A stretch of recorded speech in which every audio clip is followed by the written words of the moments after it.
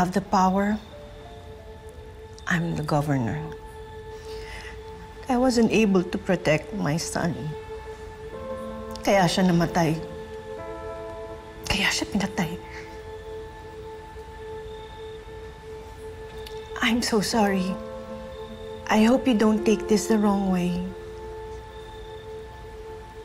Pero naalala ko si Albert. Kapag nakikita kita. Ako po? Bakit? Madalas ka niyang ikwento sa akin. Marami na kayong pinagsamahan sa maikling panahon. Masaya siya nagkakilala at nagkalapit kayong dalawa. Yan yun, dapat po natin sisihin dito. May GPS. Turn left, turn right. Yan tuloy. Maling turn tuloy tayo. Kapag nakita mong tunay mong mga magulang, anong unang gagawin mo? Kaya kapit ko sila pa. Ay, sorry, Sir Albert. Sorry. May masakit pa sa'yo. Ano nararamdaman mo? Wala naman po, Sir Albert. Pero sa tingin ko yung mga alaga ko siya nagrarally na. Mukhang okay ka na. Nagbibiro ka na ulit.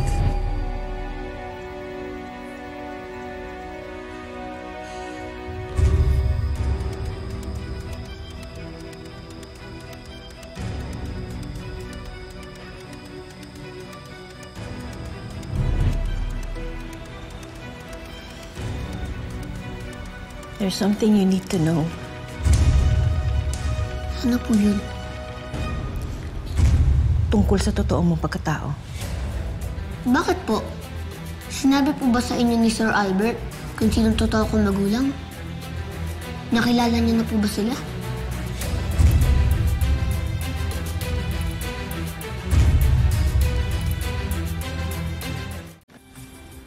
Alam mo, lagi niyang sinasabi na sana ikaw na lang daw naging anak niya at siya naging totoo mong tatay. Sinubukan niyang alamin kung sino totoo mong magulang. Pero nabigo siya.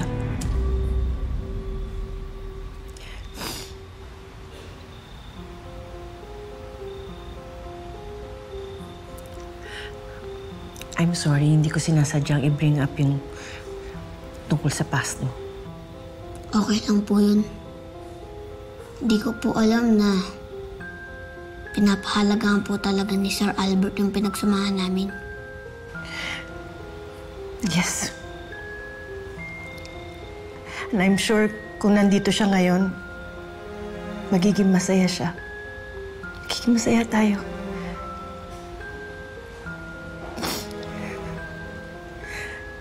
Pero hindi na mangyayari yun. Dahil wala nang anak ko. Hindi na babalik ang anak ko. I miss my son so much.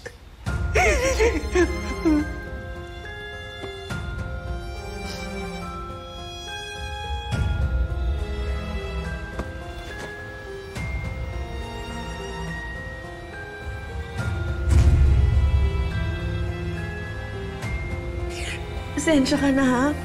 Kasi inisip ko, baka kapag niyakap kita, parang niyakap ko na rin si Albert. Pero alam mo kung ano? Naramdaman ko siya. Naramdaman ko si Albert. Rambo, alam ko hindi naging maganda yung simula natin dahil sa politika. Pero kung sakaling hindi ka natanggapin ni Juday, tatanggapin kita at tutulungan kita. Ang totoo po niyan, Gob, ibang tulong po ang kailangan ko. Mas gusto ko po mabigyan ng hustisya ang pagkamatay ng tatay ko. Hanapin mo kung sino pumatay sa tatay mo! At bigyan mo ng hustisya ang tatay mo! Baka sakali mong patawad kita, pero ngayon lumayas ka! Kuya! Lumayas ka! Ayoko na makita Kasi kapag nangyari po yun, magiging okay na po si nanay. Magiging maayos na kami. Magpapatawad din ako.